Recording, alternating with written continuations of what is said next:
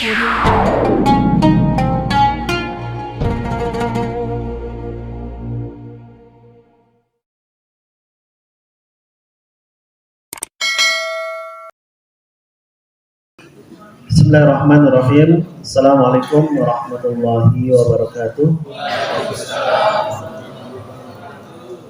Alhamdulillah hamdan katsiran thayyiban mubarakan fi kama yuhibbu rabbuna wa yarda.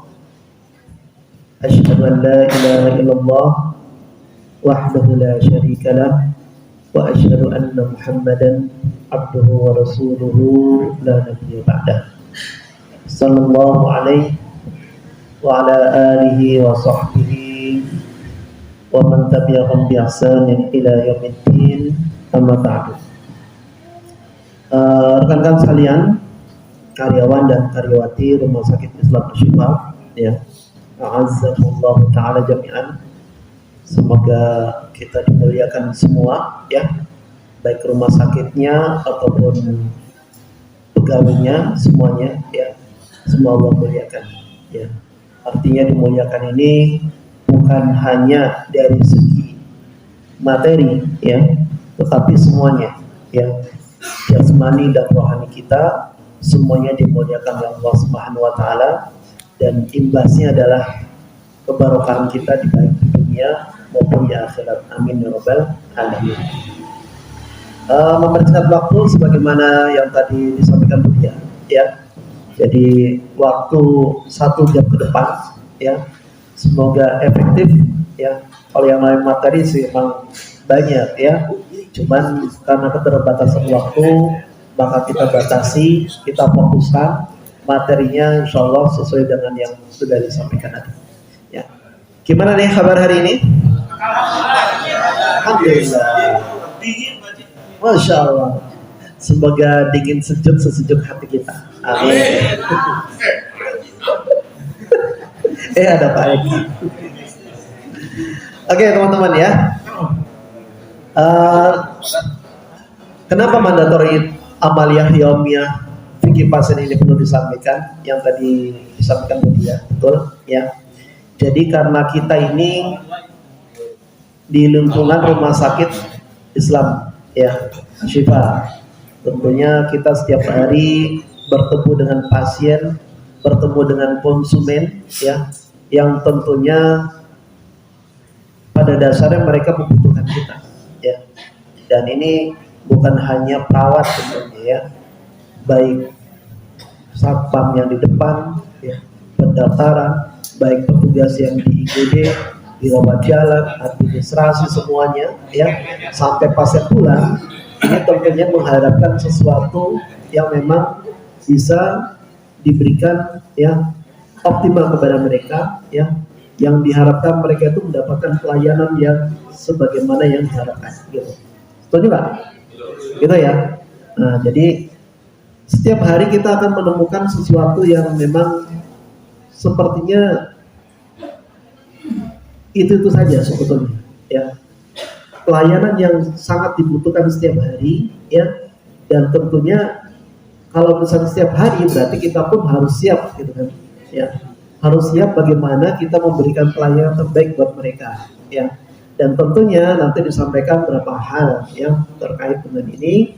Semoga yang tadi disampaikan bagaimana amalan-amalan kita setiap hari, ya, apalagi terkait dengan pasien. Nah, ini kita petugas pelayanan rumah sakit tentunya harus punya peranan yang lebih, ya. Berarti kita harus lebih paham, lebih mengerti, ya, dan bukan hanya itu, tapi sudah mengamalkan, ya.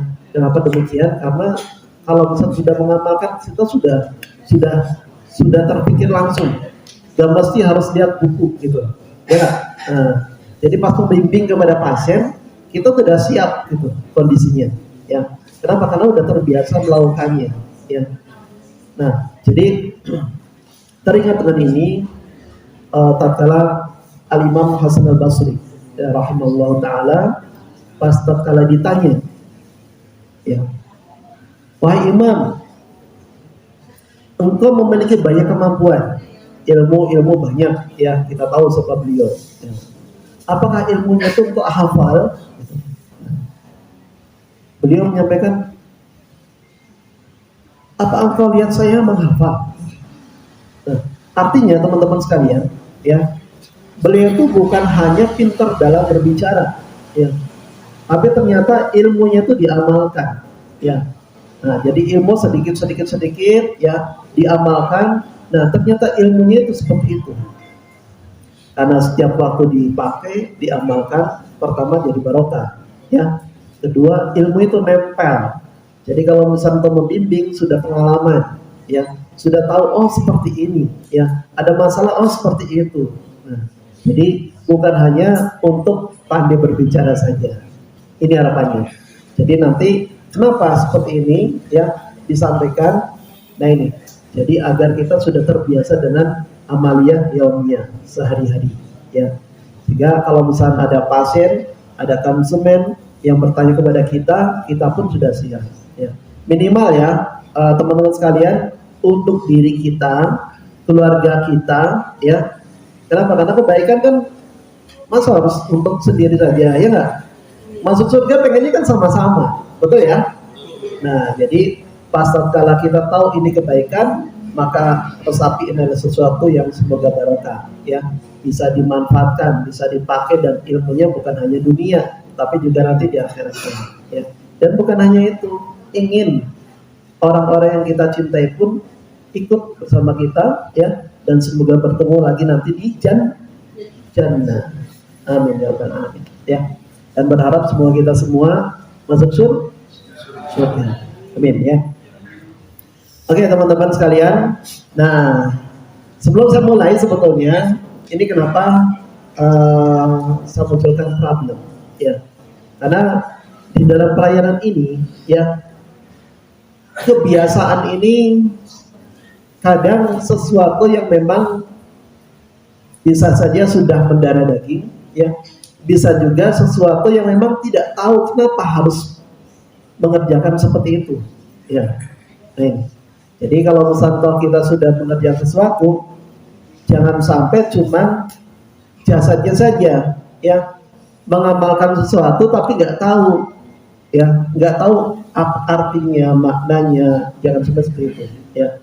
Diharapkan kalau misalnya kita berbuat sesuatu, usahakan rohaninya pun itu turut hadir, begitu, ya. Kemarin dalam kultum sudah disampaikan, ya, dari Ibnu Qudamah terkait dengan pentingnya ruhiyah kita, hati kita pas tatkala beramal, contohnya dalam sholat. Oke. Nah teman-teman sekalian, ini yang diharapkan. Pertama, saya pribadi dan teman-teman sekalian semoga bisa mengerti dan memahami, ya, pentingnya pelayanan psikospiritual di Rumah Sakit Islam Asy-Syifa ini, ya. Jadi memahami dan mengerti, ya, pelayanan itu bukan hanya secara fisik atau jasmani saja, ya. Dokter bukan hanya mendiagnosa penyakit saja, ya. Perawat bukan hanya memberikan obat saja, ya, ataupun yang lainnya. Tapi ternyata hanya kita ini penting untuk mengetahui bagaimana ternyata pelayanan itu ada sisi psikospiritualnya, gitu, ya. Nah kedua, kita bisa mampu untuk membiasakan amalan harian, ya, untuk sendiri ataupun orang lain nantinya, ya. Insya Allah nggak susah kok, ya. Karena ini refresh, jadi insya Allah materi tahun kemarin juga saya yakin insya Allah masih ada, ya. Jadi anda refresh saja, kecuali yang pendatang baru, ya. Pendatang baru yang mungkin masih apa istilahnya, sesuatu yang baru, ya. Tapi semoga ini insya Allah mudah difahami. Oke. Nah teman-teman sekalian, karena kita di rumah sakit, ya, ini tentu saja kita meyakini bahwasanya pasien yang datang ke kita nih ke rumah sakit, ya, tentunya berbagai macam kondisinya, betul ya. Pertama, pasiennya ada yang sampai kufur, ya. Kufur berarti menampik, menolak, ya, dari nikmat Allah Subhanahu wa taala. Sehingga pasien ini ada yang sampai menyalahkan dirinya, ya. kenapa saya harus begini, kenapa tadi saya begitu, sehingga akhirnya terjadi kayak gini, ya. Juga bisa juga menyalahkan orang lain, ya, temannya dan sebagainya, ya, atau bisa sampai menyalahkan Robnya, ya. Kenapa Allah itu memberikan ujian kepada saya, ujian penyakit yang begitu berat, ya, begitu panjang, kronis.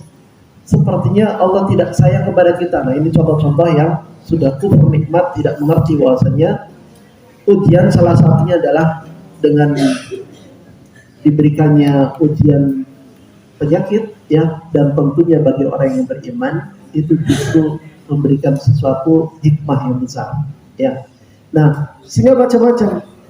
Nah, ada juga pasien tadi kalau sudah dia meresapi makna daripada penyakit tersebut, dia bisa bersabar, ya, dia bisa berhusnudzon pada Allah, berprasangka baik kepada Allah, ya, bisa juga dia bertawakal kepada Allah, ya, kemudian dia bersyukur kepada Allah ataupun ikhlas ridho dengan penyakit yang Allah berikan kepada dirinya. Macam-macam, ya. Nah, bagi kita, ya, kita sebagai pelayan, ya, di rumah sakit ini, ya, dan tentunya kita wajib memahami. Ada hadis Rasulullah Sallallahu Alaihi Wasallam, ya, diriwayatkan dari Tirmidzi dan dari Abu Hurairah. Tentunya ini menguatkan kita, ya, bahwasanya Rasulullah Sallallahu Alaihi Wasallam bersabda, "Man marida lailatan." Barang siapa yang dia tuh sakit satu hari, teman-teman, ya, fasobaro, maka dia itu bersabar, ya, waradiya biha anillah, dan dia itu ridho, ya, terhadap ujian yang Allah berikan, yang berupa penyakit tersebut, kharaja min dunubihi, maka akan keluar dari dosa-dosanya, ya, kayawma waladat ummuh, seperti hari dia itu dilahirkan dari perut ibunya. Kebayang, ya? Ini Masya Allah, ini menggetarkan jiwa kita, ya. Kita merasa alhamdulillah kalau bisa kita sudah tahu, kita beriman, ya.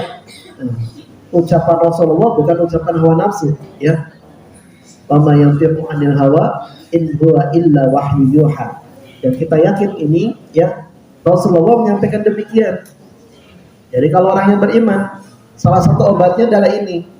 Jadi kalau misalnya kita itu betul-betul, ya, merasa itu adalah ujian dari Allah, kemudian dia bersabar, kemudian dia itu berhusnudzon pada Allah, ya, dia ridho terhadap ketetapan Allah Subhanahu wa taala, maka seperti dia itu dilahirkan dari perut ibunya.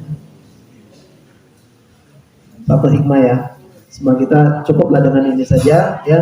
Nambah yakin kita bahwasanya penyakit itu mendatangkan hikmah yang terbaik buat hambanya yang beriman kepada Allah SWT. Teman-teman, ini gejala dan kondisi psikologi pasien. Jadi setiap pasien yang datang ke kita, ya, itu bukan hanya kita lihat dari fisiknya saja, ya. Pasien yang terluka, coba lihat, nangis gak? Macam-macam, ya. Ada yang nangis, ada yang ngeluh, ya, ada juga yang diem. Nah, itu macam-macam. Sebetulnya dilatar belakangi dengan kondisi psikologinya masing-masing, gitu, ya. Nah, seperti ini kondisinya. Kalian teman-teman bisa baca seperti kondisinya, ya. Nah, kemudian religiositas pasien, ya. Pasien ini nampak oleh kita, dia itu sholat rajin. Ada juga yang nggak sholat sama sekali. Ada juga yang kadang-kadang. Nah, ya, contoh seperti ini yang nampak oleh kita, ya. Pada dasarnya teman-teman, ya, ini yakin nggak orang yang sholatnya rajin, pasien yang sholatnya rajin kelihatan oleh kita, itu hatinya tuh sudah ridho, sudah tenang. Yakin nggak seperti itu? Yakin nggak? Gambaran umum, ya. Biasanya orang yang ridho, orang yang ikhlas, biasanya sholatnya rajin, walaupun jadi pasien juga, betul, ya? Tetapi teman-teman sekalian, tidak semuanya seperti itu, ya. Kadang sholatnya hanya dengan cuma gerakan-gerakan, ternyata rohnya itu ada di mana? Bayangkan, kita yang dalam kondisi roha, kondisi yang santai, kondisi yang nikmat di atas kenikmatan, ya, itu kita sholat, pikiran kita kemana? Macam-macam ya, melayang-layang gitu ya. Nah, apalagi dalam kondisi sakit, ya. Kondisi sakit kadang berpikir macam-macam. Ada yang khawatir nanti meninggal, kayak khawatir nggak sembuh, kayak khawatir ditinggali temannya, khawatir dijauhi dan sebagainya. Itu pikiran dari pasien, ya. Nah ini kondisi intrinsik pasien, psikologis pasien ini sangat menjadi latar belakang kesembuhan dari pasien itu sendiri. Ya, dari sini butuh pendekatan ya teman-teman. Nah, jadi teman-teman sekalian, kita sebagai petugas pelayanan rumah sakit, ya, dimanapun lini kita berada, penting untuk ini nih. Ada paradigma yang perlu kita pahamkan, ya. Pertama tentang pemahaman tentang Al-Quran dan Sunnahnya, ya. Kita tahu dan sering mandatori, ya. Tentunya kita insya Allah lebih paham tentang Al-Quran, Sunnah, tentang bagaimana bimbingan Islam. Insya Allah, ya, kita akan lebih rahman, lebih memahami untuk memberikan pelayanan kepada pasien, gitu, ya.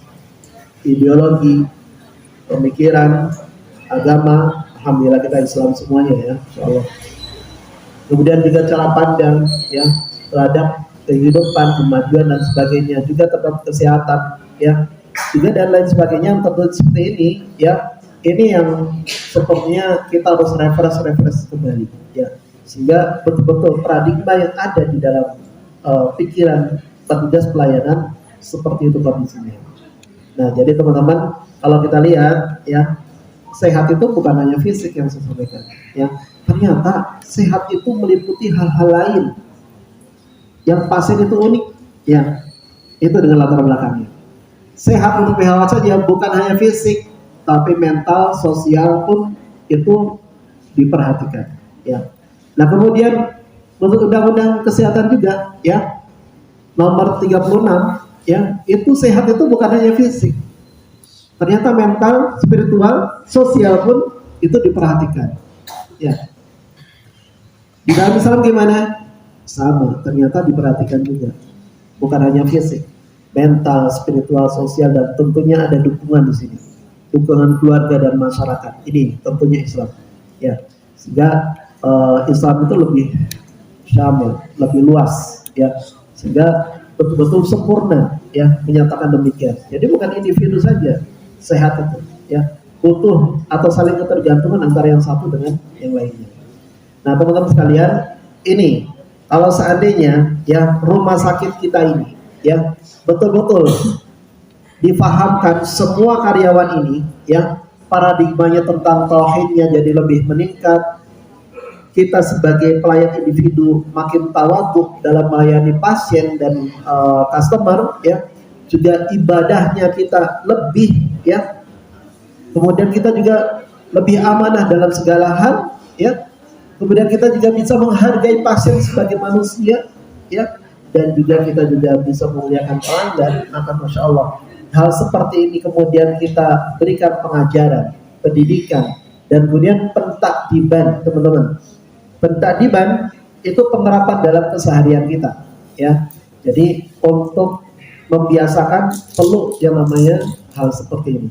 Nah, kalau ini sudah dilakukan, ya, di dalam rumah sakit Islam Ashifa ini yang kita cintai, ya, maka insya Allah terbentuk SDM yang unggul Islam.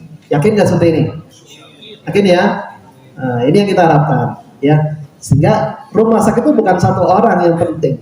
Semuanya punya peranan masing-masing dan itu penting, ya. Kenapa direkrut? Karena emang penting seperti itu, ya. Kita punya kemampuan dan lini itu juga dipentingkan begitu, ya. Jadi jangan sampai ada yang a priori saya yang paling jago, saya paling hebat, lini ini yang paling diperankan. Tidak, semuanya punya peranan masing-masing, begitu, ya. Nah, kalau bisa kita lihat, kalau sudah jelas, ya, pelanggan itu siapa yang seperti ini, ya. Jadi pelanggan itu bukan hanya datang, ya, butuh pengobatan, butuh perawatan hanya seperti itu, enggak. Itu secara fisik, ya. Tapi kalau misalnya kita sadar, ya, pasien itu ternyata tentara-tentara Allah atau utusan Allah yang dikirimkan kepada kita, ya, Yang kalau misalnya kita betul-betul melayani utusan Allah, maka kita betul-betul itu yang menjadi gerbang rahmat kita, gitu ya. Kita pun bisa menerapkan profesi masing-masing, ya. Nah, maka seperti ini kondisinya. Oke, nah sehingga kita butuh yang namanya terapi holistik, teman-teman. Ya, kenapa? Karena tadi manusia itu unik, ya. Jadi bukan hanya fisik saja. Datang pasien, jangan hanya kita lihat itu fisiknya saja, ya. Ternyata pasien itu memiliki biopsikososial spiritual. Bio, ya jelas, ya. Adanya pemeriksaan fisik, ya. Kemudian psiko juga ada. Kita pemeriksaan, alhamdulillah, dari GD kita sudah mengetahui bagaimana kondisi psikologis pasien, ya. Kemudian spiritual juga kita alhamdulillah sudah lakukan, ya. Nah kemudian sosial juga gimana, ya. Ini juga alhamdulillah ada MPJS dan lain sebagainya, ya, yang tentunya membantu pasien tidak berpikiran jauh tentang kondisi penyakitnya. Nah jadi butuh seperti ini ya teman-teman, ya. Ini satu dengan yang lainnya saling keterkaitan. Nah, sehingga kalau misalnya kita tahu, ya, psikospiritual ini sangat penting, gitu. Jadi ibaratnya itu rohiyahnya. Kita memberikan pelayanan, ya. Itu tadi, baik dari depan, satpam membawa pasien turun dari mobil, ya. Itu bukan hanya dengan menurunkan saja, tapi dengan etikanya, dengan kita care-nya, kita dengan simpatinya, ya, kepada pasien itu betul-betul sangat diharapkan. Ini namanya rohaninya, ya. Betul-betul, ya. Itu namanya ruhiyahnya. Kita berikan pelayanan dengan ruhnya, bukan hanya dengan fisik. Tentunya kalau misalnya contoh nyuntik, nggak mungkin langsung suntik saja, ya nggak? Ada komunikasi, menjalin trust, kemudian juga kalau misalnya toh itu dengan kita baca Bismillah, ya, maka itu betul-betul ruhnya, begitu, ya. Dengan seperti ini, masya Allah, ya, di dalam pelayanan kita, ya, kesadaran kita di pelayanan kedokteran, keperawatan, ya, administrasi semuanya, ya, kita terapkan, maka masya Allah ini akan menjadikan sesuatu yang unggul, ya. Ini spiritual kita, ya. Juga sangat penting namanya pelayanan spiritual. Oke. Nah, kalau di rumah sakit, ya, kita tahu kan pelayanan kesehatan, ya. Nah, plusnya kita di sini, ya, plusnya kita di rumah sakit Islam itu bisa sebagai media dakwah. Nggak mesti dakwah itu seorang yang ustadz, ya. Nggak mesti seorang itu yang mumpuni. Pastikanlah dalam keseharian kita menerapkan kebiasaan-kebiasaan yang baik, akhlak yang baik, itu secara tidak langsung kita sudah berdakwah, teman-teman. Sadar nggak? Seperti itu ternyata. Baiknya kita di mata pasien, ternyata itu dakwah seperti itu, ya. Oh ternyata di Asifama pelayan-pelayannya itu baik-baik. Nah, baik-baik kesannya itu adalah dakwah, teman-teman. Ya. Nah, alhamdulillah seperti itu ya. Dan ini harus kita pahamkan. Nah, sehingga kalau misalnya kita pastinya berkelakuan yang lebih positif, maka itu yang menjadikan kita tuh membawa sinar rumah sakit. Rumah sakit Islam, teman-teman. Ya, rumah sakit Islam, bukan rumah sakit saja, rumah sakit Islam. Jadi kalau misalnya kita membawa citra yang baik, maka rumah sakit pun, yang Islam pun akan kebawa baiknya. Tapi kalau misalnya sekali saja kita berbuat sesuatu yang tidak senonoh, ya, berbuat sesuatu yang, ya, membuat pasien itu lari, gitu kan, nggak mau balik lagi ke rumah sakit, apa citranya? Rumah sakit Islam namanya saja, ya kan? Namanya rumah sakit Islam, tapi pelayanannya tidak Islami. Alhamdulillah. Ya, semoga nggak terjadi ya, insya Allah. Ini kita harapkan. Nah kemudian psikospiritual, teman-teman, jangan sampai paradigmanya seperti ini di kita, ya. Pelayanan spiritual ini banyak identik, ya, dan hanya bertemu sama petugas Bimrohis. Siapa Bimrohisnya? Pak Teddy. Mana Pak Teddy?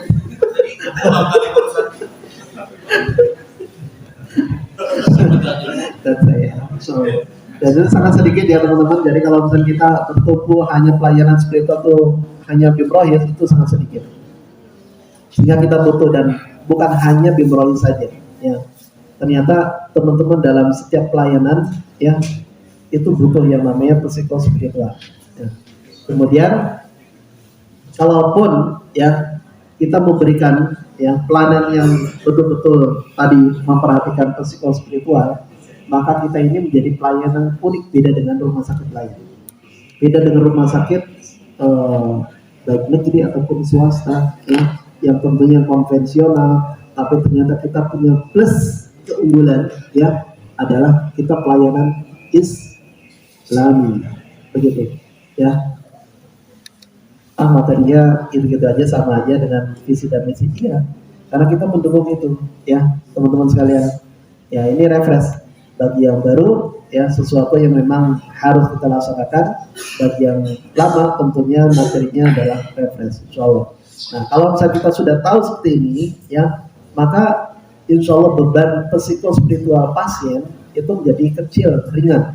Nah, diharapkan teman-teman kalau bisa kita laksanakan pelayanan psikospiritual ya, sehingga dia akan nyadar ya ternyata penyakit ini adalah Allah yang berikan, sehingga tadi dia ya dia ridho terhadap ketentuan Allah Subhanahu wa taala.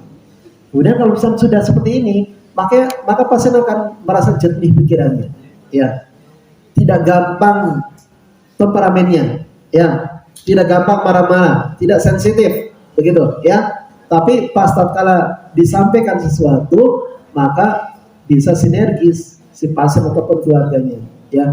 Kemudian bisa membantu untuk proses terapinya. Nah, seperti itu. Dan kalau misalnya kondisi seperti ini, maka beban mental pasien akan berkurang. Ya kan? Orang datang ke rumah sakit beda dengan datang ke hotel, betul nggak? Datang ke hotel dengan senyuman, dengan keramat tamah itu masya Allah udah plus. Nah, di kita ya itu nggak cukup dengan hanya itu.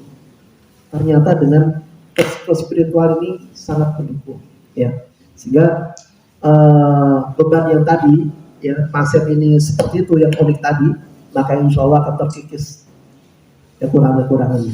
Dan kita harapkan dengan seperti ini ya pelayanan psikospiritual kepada pasien, maka pasien akan lebih dekat dengan Allah Subhanahu wa taala Ar-Rabb dan yang telah menciptakannya ya. Dan ujung-ujungnya pelayanan kita dua ya. Pertama ya, pasien ini kalau misalkan sembuh, maka semoga menjadi wasilah lebih dekat lagi kepada Allah Subhanahu wa taala. Betul ya? Kan kita kan diberikan tugas hidup di dunia. Wa ma khalaqtul jinna wal insa illa liya'budun. Dan tidaklah aku menciptakan jin dan manusia, kata Allah Subhanahu wa taala, kecuali untuk beribadah kepadaku. Jangan lupa ya. Jadi hidup di dunia bukan untuk menikmati saja. Ternyata kenikmatan itu yang jadikan wasilah ya untuk kehidupan yang kekal abadi di akhirat kelak.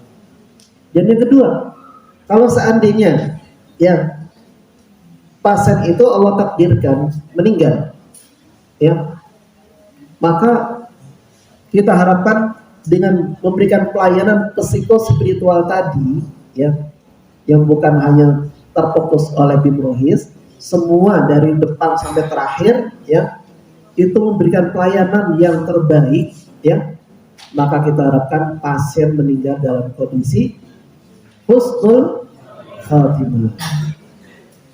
Jangan sampai ada yang bilang lagi husnul ya teman-teman.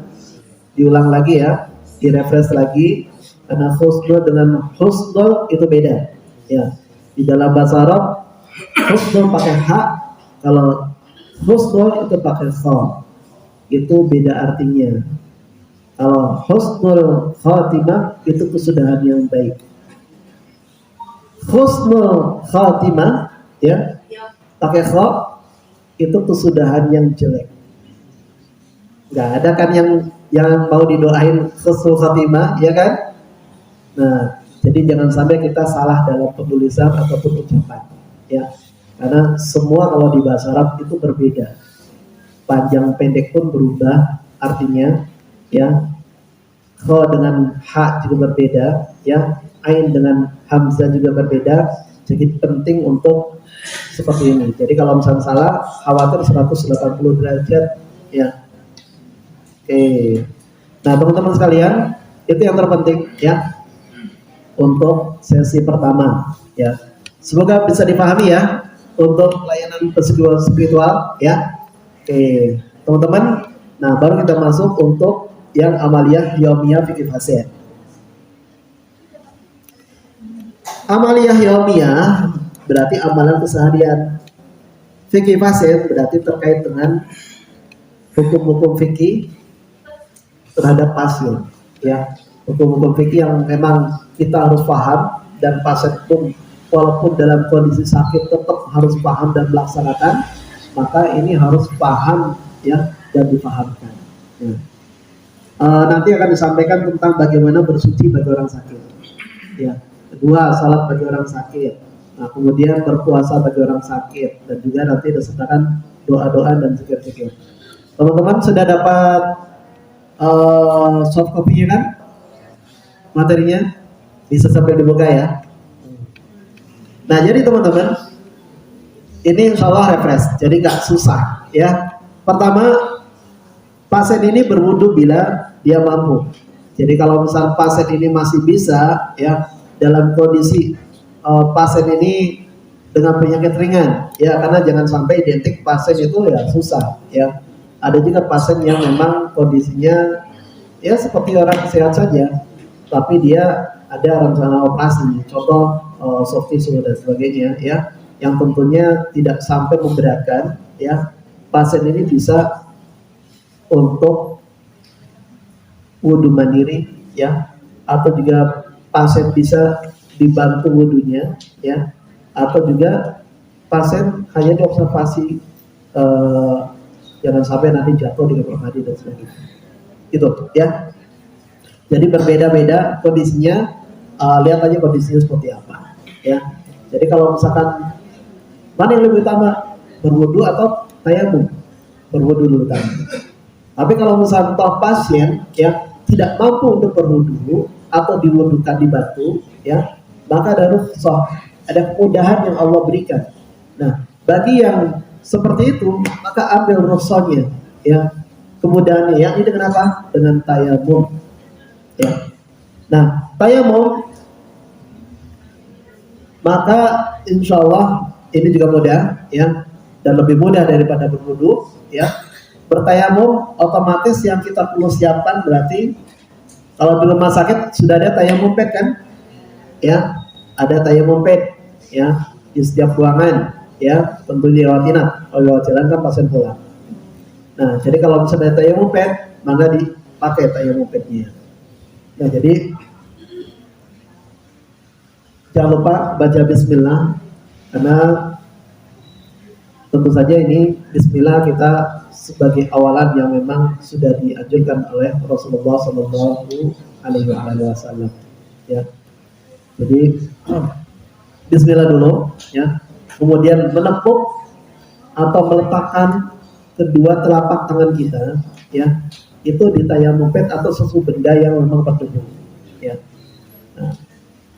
Nah, kemudian kalau sudah ya, kalau debunya sedikit bisa ditiup dengan sekali tiupan, nggak mesti ditiup terus-terusan, dengan sekali tiup saja.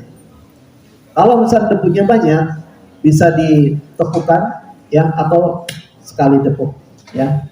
Nah, kemudian setelah itu ya, mengusapkan telapak tangan kiri ke punggung telapak tangan kanan ya. Nah, ini ada beberapa versi dan saya meyakini ya, itu hanya sampai punggung telapak tangan saja. Jadi usap dari ujung jari ya. Nah, telapak tangan ini baru dibalik. Nah, ini satu. Nah, kemudian satu lagi yang kiri, dua, cukup. Ada juga yang sampai siku ya.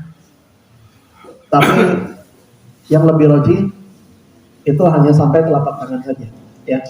Jadi ujung telapak tangan kiri ya, ini ya, ditempelkan dari ujung jari telapak tangan kanan. Nah, diusapkan kemudian sampai pergelangan. Nah, yang ini diusapkan gitu. Nah, kemudian nggak usah ditepuk lagi ke tanah. Dari sini langsung ke muka. Ke muka cuma sekali saja ya. Kalau wudhu kan harus kena air semua, ya. Tapi kalau tayamum hanya diusap sekali saja dari ujung dari dahi sampai ke bawah, cukup sekali, begitu, ya. Gampang ya, sudah selesai. Ya, terkait dengan tayamum ini di situ tidak berlaku tertib, ya. Mau tangan dulu, mau muka dulu boleh, ya. Karena di sini ada beberapa versi juga, ya.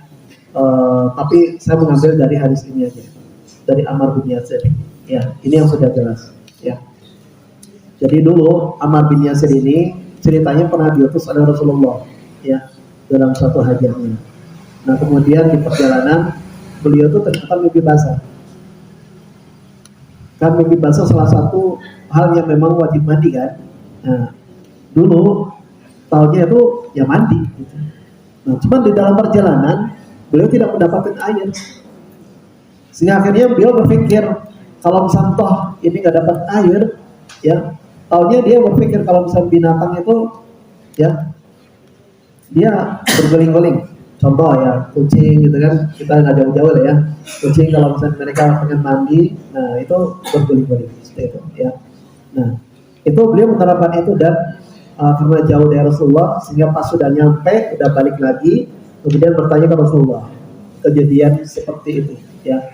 Kemudian Rasulullah, ya tidak semesti itu, ya. Kalau misalnya tidak mendapati air, maka cukup dengan tayamum saja, ya, dengan yang tadi disampaikan caranya, seperti itu, ya. Cukup ya teman-teman untuk tayamum. Nanti kalau yang ada yang belum jelas boleh nanti tanyakan, ya, terkait dengan ini. Soalnya. Nah, kemudian untuk orang yang sakit, ya, sholatnya bagaimana? Ya, itu tadi. Nah, syarat sholat jangan lupa, ya, jangan lupa kesuciannya, baik suci badannya, baik suci pakaiannya, ataupun tempat untuk sholatnya. Dari apa? Dari hadas kecil, hadas besar, ya, kemudian juga dari najis. Nah, ini jangan sampai, ya. Jadi kalau misalnya masih nampak, usahakan jangan sampai ada najis baik di badannya, di pakaiannya, ataupun di tempat sholatnya. Nah, kedua, kalau sudah tercukupi dengan bersuci tadi, ya, maka baru menghadap kiblat. Usahakan kalau misalkan toh pasien ini, ya, ranjangnya sudah menghadap kiblat, artinya kepala menghadap kiblat, ya. Jadi kepala itu ada di timur, kaki di badan, ya. Nah, ini udah cukup. Kalau misalkan toh posisinya ranjangnya itu antara utara dan selatan, maka usahakan kepalanya ada di sisi utara, ya. Kebayang ya? Ingat kalau misalnya kita sholat jenazah bagi laki-laki udah sering ya kita lihat ya. Nah, jadi usahakan kepalanya itu ada di utara, ya, kakinya di selatan. Dan jangan lupa kondisi kalau seperti itu, nah, jadi usahakan nanti dimiringkan ke kanan posisinya, ya, miringkan ke kanan, ya, bisa dibantu pakai bantal, ya, di punggungnya, sehingga pasien bisa menghadap ke kiblat, gitu, ya. Nah, kemudian menutup aurat jangan lupa ya teman-teman. Kalau memungkinkan untuk laki-laki, ya, auratnya jelas harus tertutup itu dari pusat sampai lutut, ya. Kalau untuk perempuan, berarti seluruh badan kecuali muka dan telapak tangan. Untuk sholat ya teman-teman, seperti itu, ya, yang tanpa halangan dan lain-lain. Nah, yang jadi titik perhatian kalau misalnya kita sehat ya, yang sering saya perhatikan dan apa istilahnya yang kadang terlupakan teman-teman, kadang kalau laki-laki nih, kalau perempuan saya pakai mukena. Nah, laki-laki itu kalau misalnya sholat ternyata pakai pakaian atasannya tuh pendek, ya nggak? Apalagi nggak pakai kaos dalam, contoh ya. Nah, jadi pas ruku atau sujud, malahan baju yang atasnya tuh nyingsek ke depan, sehingga mohon maaf punggung atau daerah bokongnya kelihatan. Pernah ya? Bukan pernah melakukan, pernah melihat, ya kan? Nah, Jadi jangan sampai terulang kembali ataupun tolong mengingatkan teman-teman yang lain karena ini ternyata ada syaratnya begitu ya. Jadi jangan sampai auratnya terbuka. Ini yang sering kadang terlalaikan oleh jemaah laki-laki ya. Jadi kalau misalnya sholat tolong perhatikan untuk bajunya ya, auratnya jangan sampai terbuka. Nah kemudian kalau misalnya sholat ya berarti berikan pada waktu sholatnya, usahakan di awal waktu ya.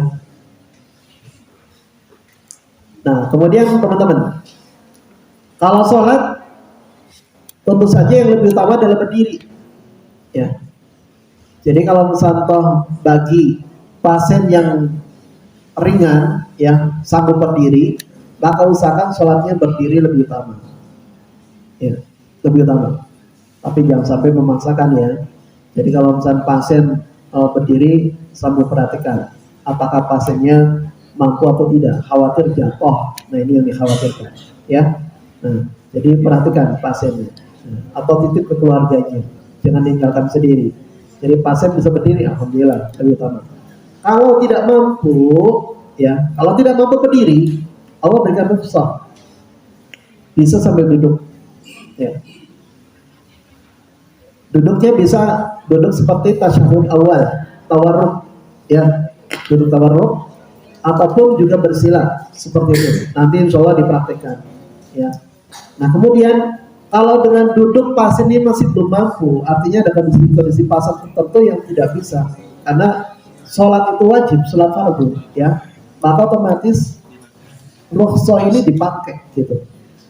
Jadi jangan sampai kita tidak tahu kenapa.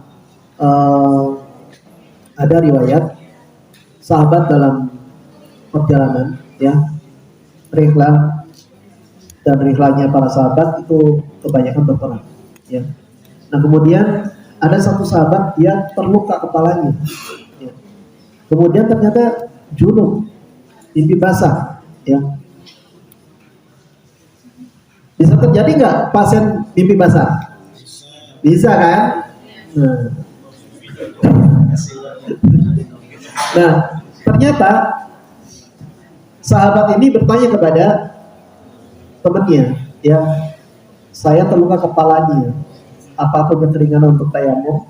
Nah, kemudian temannya langsung memberikan statement lah, nggak bisa, kamu harus mandi. Kata Allah setelah mandi, ya, itu sahabat tersebut meninggal. Dan kemudian berita ini disampaikan kepada Rasulullah, dan Rasulullah namakan qad qatalu, sungguh engkau telah membunuhnya, sungguh engkau telah membunuhnya, sungguh engkau telah membunuhnya. Nah, artinya jangan sampai kita tuh tidak tahu ternyata ini bisa rukhsah dengan seperti ini, ya. Ternyata dengan kondisi yang seperti itu mandi junubnya nggak mesti harus dilakukan, tapi ternyata bisa dengan tayamum, begitu, ya. Nah, jadi tidak sampai pasien itu berat, ya, terbebani, atau bahkan sampai pasien itu meninggal, begitu, ya. Dan kita perlu sebagai petugas kesehatan seperti tadi, ada yang bertanya, yang pasien boleh nggak sih kalau kondisi kayak gini, gitu kan? Bagaimana saya harus bersuci? Nah, ini. Ya. Jadi seperti itu diperkenankan untuk tayamum. Udah diingatkan kan ya? Tahun kemarin tayamum bukan hanya pengganti wudhu, tapi juga bisa menggantikan untuk mandi jenazah. Ya, begitu. Tetapi kalau tayamum, kalau untuk sholat, ya itu untuk satu kali sholat. Jadi kalau mau sholat lagi, tayamum lagi, begitu. Tidak dengan wudhu. Kalau wudhu bisa dipakai terus-terusan kalau tidak batal. Tapi kalau tayamum hanya untuk satu kali sholat, ya begitu. Kalau tidak bisa duduk, ya maka bisa berbaring sholatnya. Kalau tidak bisa berbaring, ya maka dengan isyarat dulu. Nah, dengan isyarat bagaimana sholatnya? Ya bisa dengan kedipan mata. Satu kali berkedip itu dengan menandakan ruku. Dua kali berkedip itu menandakan sujud. Seperti itu. Ya nanti ada contohnya nih, saya jadi contoh nanti, ya, seperti itu, ya. Nah teman-teman, Ini kalau misalnya duduk, ya, ini cara-caranya untuk duduk. Ya, duduk tadi sampaikan kalau misalnya duduk bisa tawarruk ataupun bersila. Ya, mana yang lebih memudahkan pasien. Ya, nah jadi kalau misalnya toh duduk seperti ini, seperti kita dalam kondisi sholat biasa, berdiri. Pas waktu duduk, ya, bisa kita tawarruk seperti itu. Ya, tangan kita berarti di paha. Kalau misalkan takbir, kemudian ruku, ya, pas ruku menundukkan badannya sedikit. Kalau misalkan sujud berarti lebih ke bawah lagi, begitu, ya. Nah kemudian bangun biasa, ya. Mudah ya, mudah ternyata Allah berikan rukhsah, ya. Nah kalau misalkan berbaring gimana, ya, nanti dikasih tahu, ya. Nah seperti ini gambarannya. Nah kalau berbaring, ya, kalau berbaring tetap tangan itu ada di dada. Jadi kalau misalnya dimiringkan ke kanan, ya otomatis tangan ini bersedekap, ya. Kita mazhab Syafi'i tangannya bersedekap, ya. Kalau Hanafi lurus begini, ya. Kalau teman-teman sudah pernah ke Saudi, ya, ibadah haji, ya, ataupun umroh, sering kita melihat berbagai macam gaya, ya, orang sholat. Nah, PAD ya, PAD kemarin ya. Jadi sedekapnya ada yang cuma lurus, Allahu Akbar lurus, ya. Nah, bagi kita mazhab Syafi'i, nah habis takbir, kemudian kita bersedekap, ya. Tangan kanan di atas, tangan kiri di bawah, ya. Kemudian kayak tadi, kalau berbaring berarti menundukkan kepalanya, ya. Nah, jadi kalau saya miring berarti menundukkan begini. Kalau sujud lebih menundukkan kembali, begitu, ya. Ini posisi miring ke kanan, ya, seperti itu. Seperti ini gambarannya, ya. Nah kemudian bagaimana kalau dengan isyarat? Nah, kalau dengan isyarat otomatis yang tadi hanya dengan kedipan mata. Teman-teman jangan lupa ya, ucapan kata-kata selain ucapan dalam sholat itu membatalkan. Jadi jangan sampai dengan isyarat atau apa itu dengan aba-aba, ya, gerakan-gerakan di luar sholat, ya, jangan sampai seperti itu. Nah, ini contohnya. Contoh seperti pasien yang di ICU, ya, yang terpasang ventilator, terpasang peralatan-peralatan medis yang sekiranya kalau bangun itu terganggu, seperti itu, ya. Apalagi duduk, gerakan duduk bangun ini terganggu juga, ya. Maka seperti ini pasien bisa diperkenankan untuk sholat sambil isyarat. Saya belum pernah, gimana caranya? Nah ini saatnya kita mengajarkan mereka, ya. Nah jadi kalau seperti ini teman-teman, ya, ini kan nggak bisa gerak, apalagi misalkan kalau gerak dikit mengganggu dari kondisi badannya, ya. Maka seperti ini perlu dengan isyarat, kedipan mata saja, ya. Sambil berucap, kalau misalkan berucap pun tidak bisa dengan lirik seperti itu kalau misalkan sholat jahar. Kalau misalkan lirik sholat jahar, ya apa-apa masalah, ya. Yang jelas tandanya adalah dengan isyarat kedipan mata. Nah, jadi ingatkan kalau misalkan pasien pas sholat, ya, jangan sampai ada yang mengganggu, ya, pasien sedang sholat, gitu, ya. Jangan sampai keluarganya datang, wah ini disangkanya lagi tidur padahal itu lagi sholat, begitu ya. Nah kemudian berpuasa bagi pasien yang sakit, ya. Bagi pasien yang sakit, kalau misalnya ini yang jelas untuk puasa Ramadan ya teman-teman. Kalau puasa sunnah tentu saja mesti ya. Ini puasa Ramadan, puasa wajib, ya. Nah, puasa wajib yang memang tidak ada alasan untuk tidak sholat, tidak berpuasa, ya. Nah, jadi kalau misalnya pasien tersebut, ya, merasa kesulitan untuk berpuasa dan kemungkinan setelah Ramadan pasien itu bisa untuk menggantinya, maka dia mengganti puasanya, gitu ya. Untuk perempuan udah tahu ya, udah biasa ya. Kalau misalkan pasien ini terlalu lama sakitnya, ya, kronis dan memberatkan puasanya, ataupun yang sudah tua, renta, seperti itu, tidak bisa untuk berpuasa di kemudian hari, ya, maka tidak mesti diqadha, tapi cukup dengan bayar fidyah. Fidyah dikeluarkan di bulan Ramadan, ya, bukan setelah bulan Ramadan, di bulan Ramadan diberikannya, ya, sebesar itu, ya, itu pada hari itu bisa, ya, ataupun dikumpulkan di akhir bulan Ramadan. Jangan sampai terlewat setelah bulan Ramadan, ya teman-teman, ya, karena itu mengganti dari puasa, gitu, ya. Ini namanya fidyah, gitu. Nah kemudian untuk berpuasa kondisi seperti ini pasien, ya, nah membatalkan nggak sih kalau injeksi?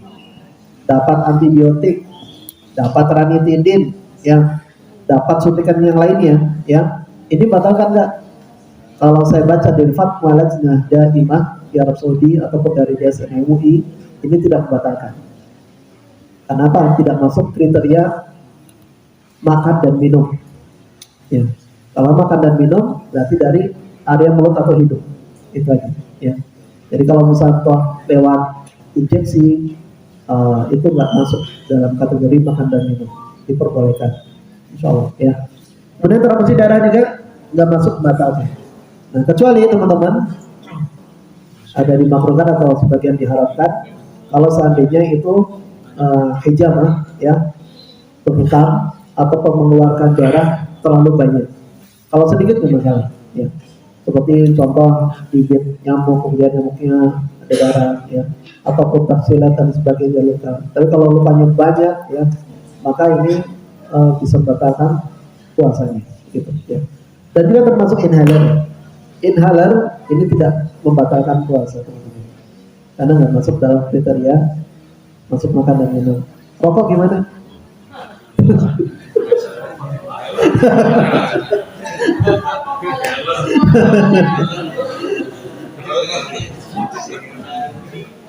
Kalau dulu semasa kecil saya kan diet, rokok itu membatalkan puasa, ya kan? Rokok itu sebetulnya kalau misalnya tidak masuk kriteria nggak membatalkan. Cuma masalahnya itu masuk dalam fase kejelekan yang memang harus dijauhkan, ya. Jadi jangan sampai dilakukan, gitu, ya. Jadi bukan sesuatu yang dibutuhkan. Teman-teman, ini terkait dengan doa dan zikir, ya. Nah, jadi ini doa-doa yang sering kita amalkan dalam kegiatan sehari-hari, baik kita ataupun pasien. Nah, jadi insya Allah ini sering kita lakukan dan sudah banyak yang hafal, ya. Allahumma rabban nas yashfi anta syafi la shifa illa shifa illa shifa la yughadiru saqama, ya. Ini sering kita bacakan dan usahakan minimal ini perawat ataupun yang berhubungan langsung dengan pasien ini bisa menghafalnya, ya. Jadi usahakan setiap kita melayani pasien, ya, mau menyuntik, mau bisa memberikan makanan atau apa, sambil berkomunikasi dengan pasien, doakan ini. Syukur-syukur ngerti artinya dan fahamkan kepada pasien, bawa pasien ke alam untuk berdoa kepada Allah Al-Khaliq, ya. Nah sehingga pas kalau kita menyampaikan ini, masya Allah, pasien itu merasa nyaman, gitu, merasa plong, betul nggak? Jadi terjalin trust itu. Saya ingin dirawat di sini di Asyifa. Kenapa? Karena perawat-perawatnya itu masya Allah sampai berkomunikasi, memberikan doa dan sebagainya. Nah kemudian ini teman-teman sekalian, kalaupun kita sudah hafal tadi, ya, tambahkan ini, ya, ini sama dengan ikhlas, sama dengan kita meruqyah, ya, meruqyah diri kita ataupun orang lain, ya, baik terkena binatang ataupun kita ada luka ataupun yang lain, ya. Nah ini bisa bacakan ini. Ini dari Rasulullah SAW. Caranya cukup mudah. Baca Bismillah 3 kali. Bismillah, Bismillah, Bismillah. Kemudian A'udzubillah wa qudratihi min syarri ma ajidu wa hadir. Nah ini dibaca 7 kali, ya. Enggak, karena ini soft copy sudah ada, bisa dihafalkan dan praktekkan dalam setiap hari. Jadi pas ketemu pasien, ya, bacakan juga ini. Belum hafal Pak, coba lagi. Kalau enggak, coba sendiri dulu, ya. Nah, ruqyah diri sendiri, ya. Bismillah, Bismillah, Bismillah, ya. A'udzubillah wa qudratihi min syarri ma ajidu wa khayya. Ini doanya. Dengan menyebut nama Allah 3 kali. A'udzubillah, aku berlindung pada Allah Subhanahu wa taala. Wa qudrati, dengan ketentuannya. Min syarri ma, dari segala kejelekan, dari apa-apa yang aku temui ataupun yang aku khawatirkan. Begitu ya. Nah, kemudian kita juga menjawab pasien berdoakan ini juga. As'allahal azim Rabbal arsyil azim ayyashfiq. Ya. Seperti itu. Kemudian kita menangkap pasien juga kalau misalnya ini. Pasien mengeluh nih, aduh sakit dan sebagainya. Labas al-tahur insyaallah. Ya. Tidak mengapa. Dengan rasa sakitnya itu insya Allah bisa menghapuskan dosa-dosa kita, membersihkan jiwa kita, ya. Yang kadang kita tidak terasa. Nah, kita pahamkan ini. Pasien kalau kita menjemput pasien ini, ya, maka insya Allah pasien itu sudah menjalin trust dengan kita dan sudah dengan kita. Nah, terus ingatkan kepada pasien, tatkala ada waktu luar, ya, kan jemu ya, kalau pasien tiduran terus, ya nggak? Nah, jadi ingatkan, alangkah baiknya kita berzikir kepada Allah, ya, dan kata-kata yang ringan tapi dicatat pahala yang tinggi. Contohnya adalah Subhanallah wa bihamdi, Subhanallahil azim, Subhanallah, maha suci Allah, wa bihamdi, dengan segala puji baginya. Subhanallah, maha suci Allah, al-azim, yang maha agung. Seperti itu. Sampaikan kepada pasien, ajarkan ini, ya, sehingga pasien pun merasa senang, pulang-pulang dapat faidah tambahannya. Pulang dari Asyifa diajarkan doa-doa. Nah, alhamdulillah, ya. Nah, kemudian ingatkan juga untuk doa penjagaannya setiap pagi sore, ya. Bismillahirrahmanirrahim, la yadurru ma'asmihi syai'un fil ardi wala fis sama wa huwas samiul alim. Alhamdulillah, banyak hafal nih. Berarti sudah terbiasa untuk baca pagi sore, ya. Nah, ini ingatkan kepada pasien ini, ya. Nah, pahamkan artinya. Sudah tahu artinya kan? Sudah tahu artinya? Bismillahirrahmanirrahim, dengan menyebut nama Allah yang la yadurru ma'asmihi, yang tidak akan memberikan mudarat, ya, bersama namanya ketika disebut syai'un, sesuatu apapun, yang fil ardi wala fis sama, di bumi ataupun di langit, ya. Wa wasami'ul alim, dan dialah Allah Subhanahu wa taala yang maha mendengar dan maha mengetahui. Nah, terus ini ajarkan teman-teman, ya. Ini ajarkan, terus sering membaca ini, karena kita nggak tahu umur kita tuh sampai di mana, ya. Kadang kesan kita, pasien itu kelihatan ringan dan bisa sembuh. Ternyata tahu-tahu Allah menjemput pada saat itu. Itu, ya. Sehingga kita butuh yang namanya persiapan, ya. Kita banyak berdoa, banyak untuk membaca ini, ya. Kenapa? Karena kata Rasulullah Shallallahu Alaihi Wasallam, maka akhir kalamihi, ya, atau fi akhir hayati, la ilaha illallah dakhala jannah.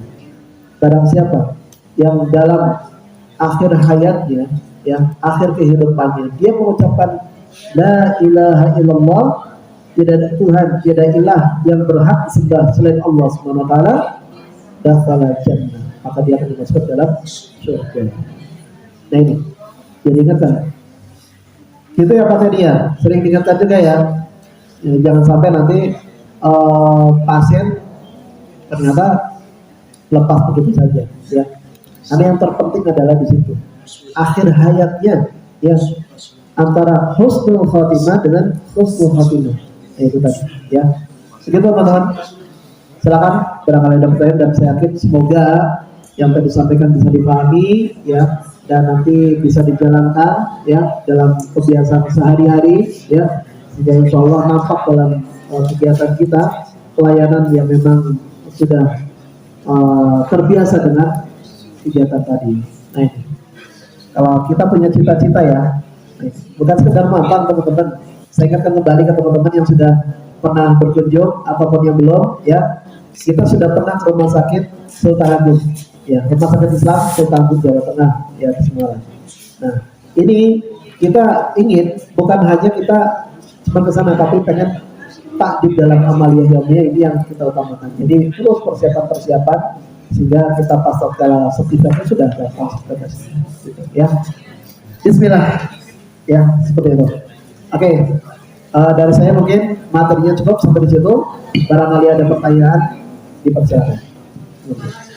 Ya, alhamdulillah, terima kasih Pak Haji Deni Junaidi atas paparan ilmu yang insya Allah bermanfaat bagi kita semua, khususnya fikih pasien. Silakan ada yang ingin bertanya, Pak Edi, mangga. Siap, Bari. Menanyakan ini Mas yang tadi dibahas, apakah berat untuk pasien yang non-muslim mengingat di sini kan tidak semuanya pasien. Teman-teman, ada pertanyaan dari Pak Edi. Apakah yang tadi disampaikan itu berlaku juga untuk pasien-pasien yang non-muslim? Ya. Nah, ini yang perlu kita garis bawahi, bahwasanya rumah sakit Islam, ya rumah sakit Islam Asy-Syifa ini bukan hanya pasiennya adalah orang-orang muslim saja, ya. Non-muslim pun kita layani, dan memang ini adalah rahmah, ya, rahmah buat seluruh alam, ya. Artinya kita tidak berbeda-bedakan ras, agama, ya, suku, bangsa, ya, tetap kita layani, ya, terkait dengan itu. Ya. Jadi, pasca kita memberikan pelayanan psikospiritual, tetap kita berikan kepada mereka juga. Itu bukti rahmanya Islam, ya. Memberikan pelayanan dengan sentuhan Islami seperti itu. Syukur-syukur mereka tuh melihat, oh ternyata perawat Islam itu kayak gini. Oh ternyata pelayanan Islam itu kayak gini. Ya. Jadi selama ini saya nggak tahu ternyata pelayanan Islam itu seperti ini. Syukur-syukur tadi dijelaskan, disampaikan terjemahnya, Masya Allah seperti itu. Ya. Sehingga mereka malah lebih lanjut. Nah teman-teman, di Thailand, ya ternyata rumah sakit di sana ada sertifikasi syariah. Padahal kita tahu di Thailand mayoritas bukan orang Islam, ya. Tapi ternyata di sana itu, ya orang-orang non-Muslim malah lebih percaya di rumah sakit tersebut, ya, yang memberikan pelayanan yang Islam ini. Nah, hanya saja teman-teman, kita dalam memberikan pelayanan kepada mereka bukan dengan paksaan untuk masuk Islam, itu saja, ya. Kalau mereka sendiri merasa ingin masuk Islam setelah kita memberikan pelayanan, Masya Allah, itu satu hal anugerah. Dan ini pernah terjadi. Ada Winarti kan di sini? Ada Win nggak? Nggak ada. Ini pernah terjadi dan ini di ruang Mina, ya. Masya Allah. Sampai orang non-Muslim, orang Buddha itu ingin masuk Islam dan waktu itu sampai dilafalkan di situ. Masuk Islam, habis itu meninggal. Kejadian ini kejadian real, ya, waktu itu. Dan kalau seperti ini, Masya Allah, ini rahmah, ya. Kita berikan orang, ya, apa sih wasilah untuk bisa masuk Islam, ya, itu Masya Allah rahmah. Adapun selain itu mau pengurusan jenazahnya, mau mampus, mau apa terserah. Yang jelas adalah akhir hayatnya itu adalah husnul khotimah. Itu bagi non-muslim, ya. Artinya kita memberikan tetap pelayanan Islaminya, ya, tapi nggak boleh kita untuk maksa mereka, ya. Seperti itu. Gitu ya, sih. Nah. Oke, ada yang lain? Ada yang lain? Ya, tidak ada. Praktek yang terakhir. Yuk. Praktek tayamum dan sholat. Wah, Pak Tedinya udah kabur sengaja.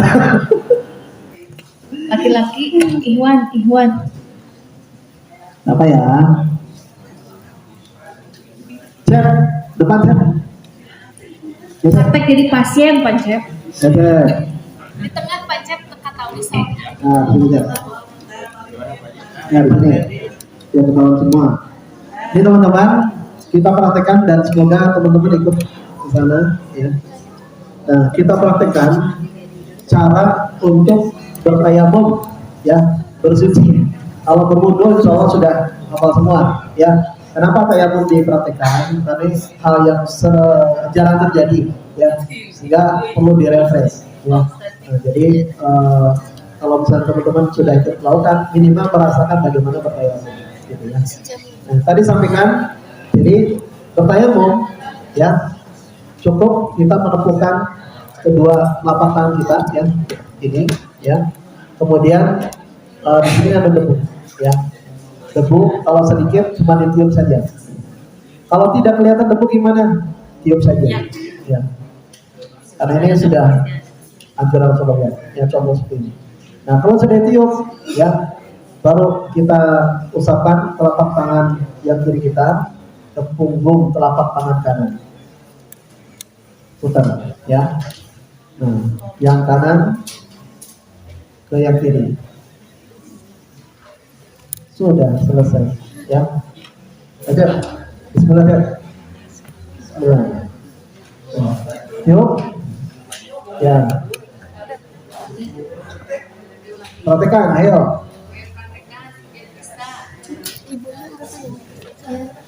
Cukup mudah ya. Ada yang kesulitan? Ya, oh iya. Habis sudah ini langsung mukanya.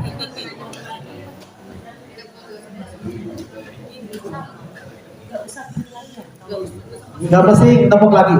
Jadi tepukan ke tanah yang ada debu cukup sekali saja. Jadi cukup sekali, tangan sudah selesai, kemudian muka. Ya. Boleh, tadi udah disampaikan tidak tertib. Jadi di sini di tayamum tidak mesti tertib. Jadi muka dulu boleh, tangan dulu boleh. Tapi kalau saya mungkin dari yang disini tadi amat biasa. Jadi seperti itu teman-teman. Mudah ya? Benar nih, mudah. Ya, tayamum sudah, lanjut sholat pasien. Kemana? Sholat. Nah sekarang kalau sudah tayamum ya, duduk posisi sholat sambil duduk ya. Kalau berdiri sudah tahu ya caranya, sekarang duduk. Nah, jadi kalau duduk bisa duduk iftiros ya, tasyahud awal seperti itu ya. Jadi kaki kanan diberdirikan, bukan begini ya, tapi iftiros ya. Kalau begini tidak mampu, boleh dengan sambil bersila ya. Nanti terus ya begini. Nah, tangannya tetap di paha ya, tetap di paha. Takbir biasa, sedekap biasa ya. Pas ruku ya, tangan diluntuk sampai dibungkukkan sedikit ya. Intidal biasa. Pas ruku seperti itu. Nah sujudnya agak ke bawah. Terus duduk ya, antara dua sujud atau nanti tasyahud awal tasyahud akhir, duduk seperti biasa seperti ini ya, dan salam. Mudah ya? Mudah banget. Bisa. Duduk di kursi bisa. Yang di kursi gimana? Sama. Jadi kalau duduk di kursi sebetulnya nggak mesti sujudnya harus ke lantai. Bisa dengan membungkukkan ya. Cuman ada orang yang kalau misalkan ini ya bisa di Masjidil Haram atau di mana yang bacanya panjang ya, itu dibantu dengan duduk pas tadi berdiri. Nah, pas ruku dengan sujud itu biasa, mangga. Itu mau membantu. Pasien lebih mengetahui kondisi dirinya. Nah, kalau misalkan sambil duduk terus ya nggak apa-apa, nggak masalah. Gitu. Ya. Oke, duduk, ada masalah? Cukup? Berbaring. Sekarang berbaring. Berbaring sih. Nah, anggap saja atau gimana nih? Anggap aja. Ini utara atau selatan atau sesuai dengan ini? Sesuai aja. Posisi bednya sebelah mana tadi? Kalau bed sebelah, kalau misalnya bednya menghadap timur dan barat, otomatis kepala pasien ada di situ, di timur, ya. Nah, pasien ada di timur, kepalanya. Bed asimpor atau apa sini Pak? Lurus. Ya. Bed asimpor atau bed asimpor aja Pak? Nah, kalau misalnya tidak. Kalau posisi bed ini menghadap timur dan barat, kepalanya dari timur, ya. Nah terus kepalanya masih bantal. Ini mah Cok, ngapalin, posisi Cok. kepala di harapan. Nah, kasih bantal itu biar menghadap ke barat, ke kiblat, ya, seperti itu. Nah, gerakannya kayak tadi, sedekapnya sama, ya. Nah, takbiratul ihram sama, ya. Kemudian pas ruku itu posisi kepalanya agak naik. Nah, gitu. Tahan, ruku. Nah, seperti itu. Sujud sama. Ini bagi pasien yang memang tidak bisa duduk ya, teman-teman. Ya. Jadi kalau misalnya pasien bisa duduk ya, maka lebih baik duduk. Ya. Nah, ini nggak bisa duduk ya bisa senang tidur telentang. Bisa tidur di sana. Nah sekarang tidur telentang pun pasien nggak bisa ya, atau menghadap ke barat ini nggak bisa ya. Pasien dengan posisi tempat tidur yang memang nggak bisa dirubah juga ya. Posisi ranjangnya menghadap utara dan selatan, maka pasien utara untuk kepalanya. Ya, sekarang betul lagi. Nah kalau yang seperti ini utara selatan, posisi pasien bukan terlentang ya teman-teman. Yuk. Nah ini bed Asifa seperti ini ya rata-rata. Ini teman-teman Kalau seperti BD ini. seperti tadi. Ya. Ini jangan sampai terlentang kalau posisi kayak gini. Di ruangan mungkin seperti ini rata-rata bednya. Jadi kalau kondisi kayak gini, pasien harus dimiringkan ke kanan. Nah bukan terlentang ya Bapak Ibu. Bed Asifa berarti rata-rata posisi tidurnya pasti bakalan. bukan terlentang tetapi apa yang miring ya Pak Adi? Bakalan kasih ya. Nah, kondisi kayak gini ya. Kepalanya pakai bantal. Ya, batal aja.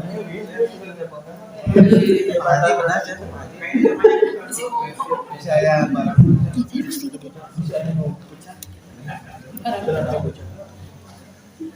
Enggak, kan tangannya harus dekat. Nah, jadi kalau misalnya gini, tangannya sedekat tetap, ya sedekat. Ya. Nah, bagaimana pas rukunya? Pas ruku tetap nanti posisi kepala kan lurus dulu kan. Nah, nanti kan pas ruku baru menunduk dikit. Nah, menunduk dikit ya teman-teman. Pas sujud lebih menunduk lagi. Nah, gitu. Berdiri lagi kayak gitu lagi. Dan tidak berubah badannya kayak gini sampai selesai sholatnya. Cukup ya. Nah sekarang dengan isyarat. Kalau kondisi tadi sekarang terletak ya. Nah, ini dengan isyarat nih. Ini dengan isyarat. Pasien terpasang alat-alat monitor dan sebagainya. Ya, ventilator pasang. Susah kan untuk bangun, duduk juga nggak bisa. Nah seperti ini. Kondisi pasien hanya bisa dengan mata, ya. Ini tidak berubah. Tangan kalau bisa bergerak, mangga. Kalau tidak bisa bergerak, dibantu hanya sedekat saja, ya. Saat pasien lumpuh, ya, pasien nggak bisa ngapa-ngapain, ya. Mau bergerak atau meluncur juga nggak bisa, ya. Nah, sedekapkan oleh kita, bantu pasien untuk sedekap saja. Nah, habis itu pasien hanya menggerakkan dengan kedipan mata. Tunggu cep, ya dengan kedipan sekali. Pas sujud kedipan 2 kali. Itu hanya beliau pasien sendiri yang melakukannya. Ya, kedipannya nggak usah dibantu oleh kita. Itu ya di sini dibantu ya udah nggak bisa. Ya. Kedipan satu sendiri. Ya, ini hanya seperti itu. Ya, gimana kalau misalnya ini tahiyatnya itu di tangan, kalau misalnya nggak bisa ya sudah, yang penting itu hanya isyarat dengan kedipan mata saja itu ya, cukup ya, nggak jelas ya. tapi di luar itu ya Pasien tetap kayak gini aja. ini masih tadi kan terkait masalah kayak kemudian tadi kan telapak kanan terus membuka tentunya kan beberapa versi ada. Ya. Apakah yang tadi disampaikan itu adalah sesuatu yang sudah resmi berbasis syariah dan dipakai oleh seluruh Rumah Sakit Islam Indonesia, ataukah tadi yang disampaikan kita lebih mengacu kepada dasar keyakinan masing-masing. Selebihnya apabila kita memberikan penjelasan juga dikembalikan kepada dasar yang kita yakini. Itu yang pertama. Yang kedua terkait sholat. Apakah sholat untuk pasien bisa dilakukan dengan jamak? Kalaulah misalkan itu bisa dilakukan, kami di kamar bedah itu lebih banyak terkendala dalam hal itu.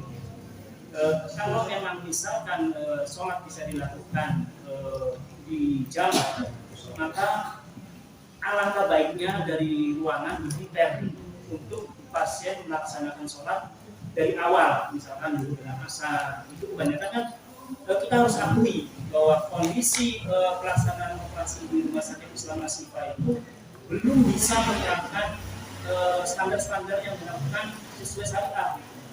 Misalkan jam operasi tetap aja jalan, sehingga kan kita juga punya beban yang luar biasa dalam hal bagaimana kita berdakwah ke pasien gitu. Sehingga seringkali banyak itu saya akui pasien lewat sholat gitu. Bahkan ada yang jujur salah kaprah gitu, sholat jamaah asar dengan maghrib gitu. Kan kasihan gitu kan. Nggak ada sama sekali. Tidak, itu pasiennya sendiri.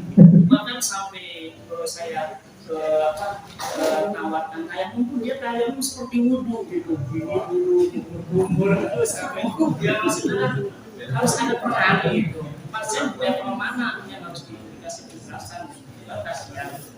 Itu aja bagi saya secara pribadi dengan kondisi yang belum tertata kelola dengan baik. Kalau orang memang bisa melakukan jamaah, saya sih berharap dari ruangan prepare. Jadi dalam kamar operasi itu sudah beres, karena kan kita tahu jadwal operasi itu jam 3 itu belum asar. Gila ini itu sering gitu. Maksudnya kan alangkah baik kalau misalkan dengan begitu itu menghasilkan kesepakatan untuk kebaikan. Ya, Pak. Ya, teman-teman, pertanyaannya Masya Allah. Terus, pertama terkait dengan tayamum. Ya, tayamum teman-teman, dasarnya dari hadis Yasir tadi, ya, yang sudah disampaikan. Ya. Adapun memang terkait dengan tata caranya, ya itu memang ada lafaz yang lain juga, ya, dari Imam Bukhari terkait dengan buka dulu, dengan telapak tangan dulu. Ini ada khilafiyah dan masalah fikih ini sudah salah, karena memang itu bukan mengeluarkan dari keislaman, ya. Jadi kalau masalah fikih memang ada beberapa pemahaman terkait tadi. Masalah hanya sampai di pergelangan tangan atau ke situ itu juga ada khilaf.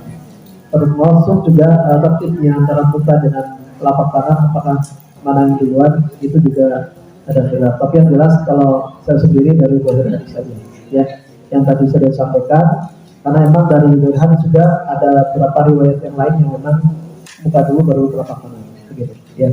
Nah, adapun nanti kalau misalnya pas ketemu dengan pasien,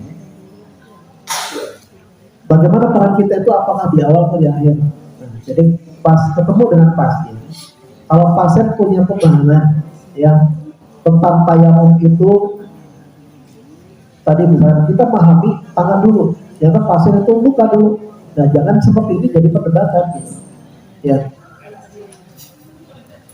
Atau pasien ini sampai sipo, ini jangan jadi perdebatan juga, ya. Karena itu khilafiyah. Ya. Hal seperti ini itu kita hanya mengingatkan saja, gitu ya. Jadi hanya sebatas itu. Nah, ada pun pasien yang memang tidak punya background atau tidak mengetahui tentang dasar keterangannya, dalilnya, ya, maka di situ peran kita lebih maksimal, ya. Jadi mengenai bagaimana itu disitulah kita bisa sampaikan semuanya, ya. Artinya jadi peran kita itu sangat dibutuhkan oleh pasien karena pasien jadi tidak tahu mengenai tentang itu. Nah, jadi itu sisi dakwahnya, ya. Nah, jadi kalau misalnya pasien dia sudah memahami, ya, hal yang di luar apa yang kita pahami, maka tidak mengapa. Yang penting kita hanya mengingatkan saja. Ya. Dan kita juga pas tatkala kita sudah memberikan, menyampaikan dengan baik-baik ya, dengan lemah lembut ya, lanjut, karena dakwah itu dengan lanjut, tidak dengan keras ya. Pas tatkala kita menyampaikan dengan pasien terkait dengan tayamum, terkait dengan sholat, terkait dengan hal-hal lain ya, kenapa pasien menolak? Bagaimana sikap kita? Ya tidak mengapa, karena kita hanya menyampaikan balik, hanya menyampaikan saja, tidak untuk sampai pasien itu harus, tidak seperti itu ya. Itu yang pertama, Pak. Yang kedua terkait dengan sholat fardu wajib ya. Bagaimana dengan pasien? Apakah bisa kita menjawab? Kalau di Lajnah Daimah di situ disebutkan bahwasanya kalau seandainya ya itu waktunya, contoh ya, waktu duhur kena asar ya, ini mau operasi, waktu mau mepet nah ke asar, usahakan waktunya pas mau masuk asar sholat duhur ya, kemudian baru pas tunggu sebentar sholat asar di awal waktu sholat asar baru dilakukan itu ya. Nah, kalaupun untuk jamaah ataupun qashar, teman-teman, saya tidak mendapati rukhsah bagi pasien seperti itu ya. Bagi pasien hanya disebutkan tadi saja, tidak bisa dengan posisi berdiri ya, duduk nggak bisa dengan berbaring, tidak bisa berbaring, maka dengan isyarat seperti itu ya. Nah, jadi tidak disebutkan tentang bagaimana harus, saya tahu ya itu dalam kondisi safar, dalam perjalanan. Jadi kalau kondisi safar dalam perjalanan, maka diperkenankan jamaah dan qashar seperti itu. Dan itu juga kalau sudah berjalan, yang safar itu kalau sudah berjalan, kalau belum berangkat itu belum diperkenankan untuk kita sholat jamaah atau qashar. Kita nih mau ke Jakarta contoh ya. Nah, ini sholat duhur nih, sholat duhur kita masih di Asifah ya. Kita sudah diperkenan belum untuk jamaah qashar? Kita nih mau safar nih, mau berangkat. Nah, kalau kita menemukan sholat duhur, jangan di jamaah ataupun di qashar sampai kita sudah melakukan perjalanan ya. Kalau sudah tidak kelihatan atau jauh lah dari pertandingan kita, maka baru peranan safar kita tuh bermanfaat untuk jamaah dan qashar. Allah a'lam seperti itu, Pak. Ya, jadi teman-teman sekalian, terkait dengan memahami pasien, pahamkan sesuai dengan apa yang kita ilmui ya, dan tidak perlu kita menekankan harus seperti itu ya. Syukur-syukur pasien itu menerima, alhamdulillah. Kalaupun tidak dan punya pemahaman yang memang sudah dipahami, selama itu kaidahnya dalam apa istilahnya fikih, sudah mengapa. Apalagi tadi saya sebutkan tentang tayamum ya. Nah, kalau misalnya untuk kaidahnya antara duduk kemudian berbaring, insya Allah itu sama semuanya ya, dan tidak ada perdebatan insya Allah yang terkait itu. Begitu, Pak? Jadi kalau sholat jamaahnya boleh nggak, Pak? Sebaiknya sekian. Ya. Makanya dalam di tuntunan saya di sertifikasi syariah itu tidak boleh menambah waktu sholat itu. Jadi kalau misalnya kita mengatur waktu untuk operasi, usahakan ya setelah kita mau operasi ya usahakan waktunya kira-kira jangan sampai nabrak waktu sholat berikutnya. Nah, hanya saja teman-teman terkait ini, kalau misalnya pasien masih dalam kondisi biusan, pasien tidak sadar ya, sampai terlewat waktu sholat berikutnya, itu tidak terkena beban. Kenapa? Karena itu tidak sadar. Wafa'al sholat 3 ya, salah satu adalah pasien yang kondisi tidak sadar ya. Gitu. Terus berarti Pak Haji kan beberapa pasien yang saya tanya gitu ya, kalau udah sholat sudah tidur sama asar, ya, ya itu terserah, nggak apa-apa. Yang penting kita hanya itu saja. Tapi kalau misalkan mereka bertanya, baru kita sampaikan. Kemudian kalau misalkan asar sama maghrib, boleh kan dijawab? Sekali lagi itu bukan waktu sholat untuk bisa dijawab. Ya, teman-teman. Kalau jamaah berarti duhur sama asar, ya, maghrib sama isya. Gimana kalau seandainya tadi waktu yang mepet asar dan maghrib boleh nggak? Nggak boleh. Ya, seperti itu. Gimana Isa dengan subuh? Boleh nggak? Nggak boleh juga. Subuh nggak bisa dikosong dari satu. Nggak bisa dari jamaah. Tetap aja subuh. Ya, Allah bisa. Ada yang lain? Ya mungkin menambahkan Pak Haji yang tadi disampaikan Pak Bahrudin. Mungkin tadi terkait berbedanya pemahaman antara karyawan satu dengan yang lain, mungkin maksudnya seperti itu ya Pak Bahrudin. Selanjutnya mungkin dari komite syariah bisa dibakukan menjadi pedoman yang bisa menjadi pegangan untuk karyawan untuk pelayanan di rumah sakit, untuk tayamum atau khususnya pikir pasien ini pedomannya. Begitu mungkin Pak Abah ya, termasuk tadi sholat jamaah atau kosong untuk pasien. Jadi sudah ada pegangan untuk perawat di ruangan atau perawat di OK sendiri. Biar satu pemahaman, walaupun pasiennya punya pemahaman tersendiri. Begitu mungkin Pak Abah ya. Ya, Bu, Sudah ada ya, tadi ya.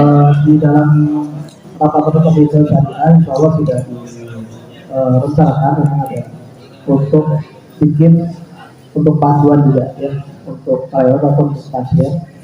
Walaupun memang sudah ada panduan pasien yang hijau itu ya, tapi insya Allah kita akan bikin yang terbaru, semoga saja nanti dimudahkan. Ya.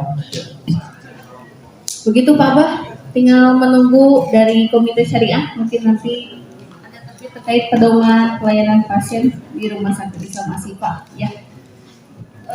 Untuk selanjutnya ada pertanyaan lagi? Tidak ada ya? Jika tidak ada, kami tutup kegiatan hari ini dengan hamdalah alhamdulillahirabbil alamin. Allahumma faqihu fid din. Semoga kita semua diberikan pemahaman khususnya dalam ilmu agama yang kita terima. Kami tunggu sesi kedua Mandatari Amaliyah Yaumiyah bulan depan ya.